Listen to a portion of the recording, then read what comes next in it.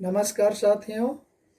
12वीं कक्षा हिंदी विषय के अंतर्गत गद्य खंड का अंतिम पाठ श्रम विभाजन और जाति प्रथा और दूसरा है मेरी कल्पना का आदर्श समाज। इसके लेखक हैं बाबा साहेब भीमराव अंबेडकर। तो ये इस सत्र का 6वां पाठ है। इसमें से 2 पाठ निकाल दिए गए हैं, आप सभी को मालूम है। तो पाठ का सारांश बताने के पहले थोड़ा बाबा साहेब भीमराव अंबेडकर के बारे में जान लेते। वैसे बाबा साहेब भीमराव अंबेडकर परिचय का कोई मोहताज नहीं है, आप सभी को अच्छी तरह से मालूम है। ये पुस्तक में भी उनका जीवन परिचय दिया गया है। मैं बहुत ही शार्ट में बता देता हूँ। 14 अप्रैल सन 1891 में मध्य प्रदेश के महू नगर में इनका जन्म हुआ था और इनकी प्रमुख रचनाएं हैं the caste in India, their mechanism, who are the Shudras, Buddha and his Dhamma, thoughts on linguistic status और Buddhism and communism, labour and parliamentary democracy. ऐसे बहुत सारे हैं और जिसमें कुछ पत्रिकाओं का इन्होंने संपादन भी किया, जिसमें मूक नायक, बहिष्कृत भारत, जनता, ये इनके प्रमुख पत्र हैं। इस तरह से इनकी मृत्यु 1956 में दिल्ली में हुई। हम सभी को मालूम है बाबा साहब भीमराव अंबेडकर एक असाधारण व्यक्ति थे, बहुत ही प्रतिभाशाली महान व्यक्ति। उसके चिंतन व रचनात्मकता के जो प्रमुख प्रेरक थे वे महात्मा बुद्ध, कबीरदास और ज्योतिबा फूले रहे। भारत के संविधान निर्माण में इनकी महत्वपूर्ण भूमिका रही और एकनिष्ठ समर्पण के कारण ही आज हम उन्हें भारतीय संविधान का निर्माता कहकर हम उसको श्रद्धांजलि अर्पित करते हैं। उनकी समूची बहुमुखी विद्वता, एकांत ज्ञान साधना की वजह से उन्होंने मानव मुक्ति व जन कल्याण के लिए यह बात अपने चिंतन और क्रिया के क्षणों से बराबर सिद्ध करते रहे। अपने इस प्रयोजन में वे बहुत कुछ सफल भी हुए। प्रस्तुत पाठ वास्तव में इनका भाषण जो 1936 में लाहौर में होने वाला था, एनिहिलेशन ऑफ कास्ट यानी जाति भेद का उच्छेद विषय पर इनका लाहौर में 1936 में भाषण होना था, लेकिन किसी कारणवश उस सम्मेलन को स्थगित कर दिया गया। बाद में इसको पुस्तक रूप में छपवाकर इसकी पर्ची लोगों तक पहुंचाई गई और इसके माध्यम से ही लोगों में जागृति लाने का प्रयास किया गया। यहाँ प्रस्तुत पाठ उक्त पुस्तक उसी पुस्तक का प्रतिनिधि प्रकरण है जो आज के जाति मजहब आधारित विषाक्तपूर्ण सामाजिक राजनैतिक माहौल में इसकी प्रासंगिकता को और अधिक बढ़ा देता है। तो आइए चलते हैं श्रम विभाजन और जाति प्रथा। जाति प्रथा के कारण हमारा श्रम विभाजन कैसे प्रभावित होता है, इसका उन्होंने बहुत अच्छा विवरण दिया है। लेखक कहता है कि ये आज विडंबना, यह दुर्भाग्य की बात है कि इस युग में भी हम जाति प्रथा के पोषक बहुत से लोग हैं। पोषक यानी उनके पक्षकार लोग हैं। इसके पोषक कई आधारों पर इसका समर्थन करते हैं।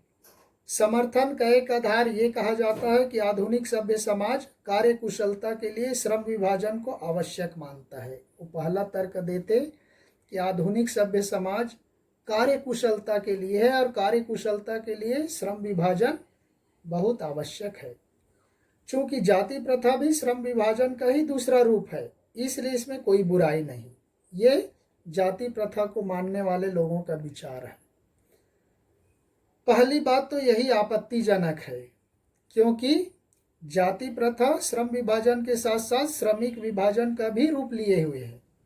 श्रम विभाजन निश्चय ही सभ्य समाज की आवश्यकता है, लेकिन किसी भी सभ्य समाज में श्रम विभाजन की व्यवस्था श्रमिकों का विभिन्न वर्गों में अस्वाभाविक विभाजन नहीं करती।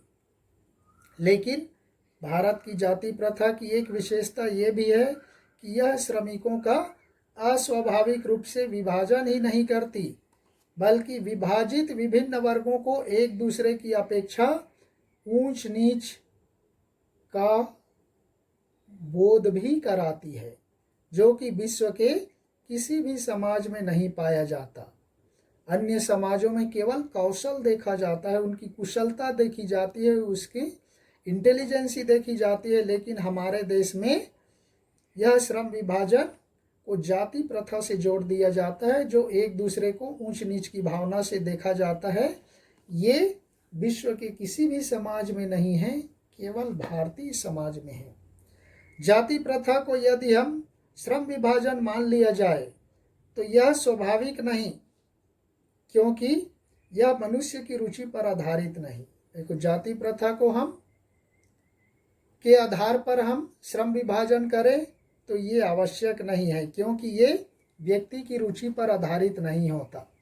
क्योंकि कुशल व्यक्ति या सक्षम श्रमिक समाज का निर्माण करने के लिए आवश्यक है कि हम व्यक्तियों की क्षमता इस सीमा तक विकसित करें, लेकिन वह अपना पेशा या कार्य का चुनाव स्वयं कर सके। हमारे देश में ऐसा नहीं होता। हमारी जाति के आधार पर, कैटेगरी के आधार पर उसको कार्य दिया जाता है। ये इसका नुकसान है। इस सिद्धांत के विपरीत जाति प्रथा का दूसरी सिद्धांत यह है कि इससे मनुष्य के प्रशिक्षण अथवा उसकी निजी क्षमता पर विचार किए बिना दूसरे ही दृष्टिकोण से इसका व्याख्या करते हैं। हम उस व्यक्ति के कौशल को नहीं देखते, उसकी क्षमता को नहीं देखते, उसकी कुशलता को नहीं देखते, बल्कि यहाँ पर जाति के आधार पर उसकी क्षमता को आंकते हैं। जैसे उनके माता पिता का सामाजिक स्तर क्या है, पहले से वो निर्धारित होता है। उसके बच्चे की कुशलता उस माता पिता के वर्ग से निश्चित कर दिया जाता है, अर्थात माँ के गर्भ से ही उसका पेशा निश्चित कर दिया जाता है। उसकी कास्ट के अनुसार, जात के अनुसार उसका पेशा निर्धारित कर दिया जाता है। इसको लेखक ने श्रम विभाजन के लिए दोषी माना। जाति प्रथा पेशे का दोषपूर्ण पूर्व निर्धारित ही नहीं करती, बल्कि मनुष्य को जीवन भर के लिए एक पेशे में बांध भी देती है। लेखक कहता है कि जाति प्रथा एक ऐसा अन्यायपूर्ण पूर्व निर्धारण करती है कि वो मनुष्य को जीवन भर के लिए उसी कार्य करने के लिए मजबूर कर देती है, भले ही वह उस व्यक्ति के लिए अनुपयुक्त ही क्यों ना हो, अपर्याप्त ही क्यों ना हो, और इसके बदले में उसे भूखों मरना ही क्यों ना पड़े, आर्थिक नुकसान ही क्यों ना हो, लेकिन वह अपना पेशा नहीं बदल सकता। आधुनिक युग में यह स्थिति प्रायः आती है, क्योंकि उद्योग धंधों की प्रक्रिया व तकनीक में निरंतर विकास और कभी कभी अकस्मात परिवर्तन हो जाता है। ये आजकल उद्योग धंधों की अधिकता के कारण, तकनीकी में निरंतर विकास के कारण इसमें कभी कभी परिवर्तन हो जाता है, जिसके कारण मनुष्य को अपना पेशा बदलने की आवश्यकता पड़ जाती है। और यदि प्रतिकूल परिस्थितियों में भी मनुष्य को अपना पेशा बदलने की स्वतंत्रता न हो तो इसके लिए भूखों मरने के अलावा क्या चारा रह जाता है।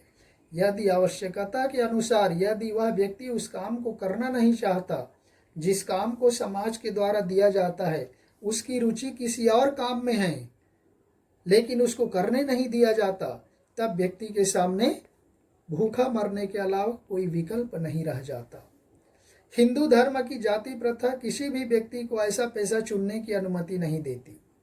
जो हमारे समाज की हिंदू धर्म की जाति प्रथा है, लेखक के अनुसार वह किसी भी व्यक्ति को ऐसा पेशा या व्यवसाय चुनने की अनुमति नहीं देती जो उसका पैतृक पेशा ना हो, उसके पिता का पेशा ना हो। पैतृक मतलब उसके खानदान से चली आती हुई व्यवसाय पेशा प्रथा है। भले ही वह उसमें पारंगत हो, भले ही वह उसमें अन्य पेशे में दक्ष क्यों ना हो, पारंगत क्यों ना हो, इस प्रकार पेशा परिवर्तन करने की अनुमति न देकर जाति प्रथा भारत में बेरोजगारी का एक प्रमुख व प्रत्यक्ष कारण बनी हुई है। इस तरह से उस व्यक्ति की कुशलता के अनुसार, उसके ज्ञान के अनुसार उसको अपने पेशे को बदलने की अनुमति न देकर यह जाति प्रथा भारत में बेरोजगारी का एक प्रत्यक्ष व प्रमुख कारण बनी हुई है, जिसके कारण समाज में कुशल, दक्ष, कर्मठ और ईमानदार काम करने वाला नहीं मिल पाता, क्योंकि इसका निर्धारण जाति प्रथा से करते हैं, न कि व्यक्ति की कुशलता से, क्षमता से। इस प्रकार हम देखते हैं कि श्रम विभाजन की दृष्टि से भी जाति प्रथा कई दोषों से परिपूर्ण है। जाति प्रथा का श्रम विभाजन मनुष्य की स्वेच्छा पर निर्भर नहीं करता, क्योंकि वो कास्टिज्म पर आधारित होता है। मनुष्य की व्यक्तिगत भावना का इसमें कोई महत्व नहीं, व्यक्तिगत रुचि का कोई स्थान नहीं, ये कोई मायने नहीं रखता, कोई महत्व नहीं रखता। और पूर्वलेख ही इसका आधार है, जो पहले बताया गया वही उसका आधार है। इस आधार पर हमें यह स्वीकार करना पड़ेगा कि आज के उद्योगों में गरीबी और उत्पीड़न इतनी बड़ी समस्या नहीं, जितनी यह कि बहुत से लोग निर्धारित कार्य को अरुचि के साथ केवल विवशतावश करते हैं। इसलिए लेखक कहने लगता है कि इस आधार पर हमें ये स्वीकार करना पड़ेगा कि आज के लोगों में जो गरीबी है, उत्पीड़न की समस्या है, ये उतना ज़्यादा हानिकारक नहीं है जितना कि हमारे लिए जो निर्धारित किया गया है कार्य है, जिसको हम रुचि के साथ, इंटरेस्ट के साथ नहीं करते, केवल विवशता से करते हैं। ये सबसे बड़ी विडंबना है, सबसे बड़ी समस्या है। ऐसी स्थिति स्वभावतः मनुष्य को दुर्भावना से ग्रस्त रहकर टालू काम करने और कम काम करने के लिए प्रेरित करती है। ऐसी स्थिति में मनुष्य क्या करता है, जब उस कार्य में उसका रुचि ही नहीं रहता तो वह क्या करता है, वह दुर्भावनाग्रस्त होकर, पूर्वाग्रह से ग्रसित होकर टालू काम यानी नाम मात्र का काम करता है, केवल जिसको कहा जाता है बला टालने का काम करने के लिए लोगों को प्रेरित करती है। ऐसी स्थिति में जहाँ काम करने वाला का दिल भी नहीं लगता, उसका दिमाग भी नहीं लगता, और फिर उसमें कुशलता की हम उम्मीद कैसे कर सकते हैं, ऐसे व्यक्ति से हम कैसे कुशल काम करने की अपेक्षा कर सकते हैं। अतः यह निर्विवाद रूप से बिना किसी विवाद के यह सिद्ध हो जाता है कि आर्थिक पहलू से भी जाति प्रथा समाज के लिए हानिकारक है, क्योंकि यह मनुष्य की स्वाभाविक प्रेरणा, रुचि व आत्मशक्ति को दबाकर उन्हें अस्वाभाविक नियमों में जकड़कर निष्क्रिय बना देती है, क्योंकि यह मनुष्य की स्वाभाविक रुचि पर नहीं है, उसके इच्छा के अनुसार नहीं है, उसकी आत्मशक्ति के विपरीत है। इसलिए वह पूरी तल्लीनता के साथ, जिसको कहा जाता है तन मन, कर्मठता के साथ वह तन और मन से काम नहीं करता, और इसलिए यह समाज को, देश को, उस व्यक्ति को निष्क्रिय बना देती है, जिसके कारण उस देश और समाज का वास्तविक विकास नहीं हो पाता। इसलिए लेखक जाति प्रथा को उस श्रम विभाजन के लिए बहुत बड़ा दोषी मानते हैं और इस देश के पिछड़ने का प्रमुख कारण भी मानते जाति प्रथा के अनुसार श्रम विभाजन को। तो नेक्स्ट दूसरा पार्ट हम देखेंगे दूसरे वीडियो में। तब तक के लिए धन्यवाद। जय हिंद।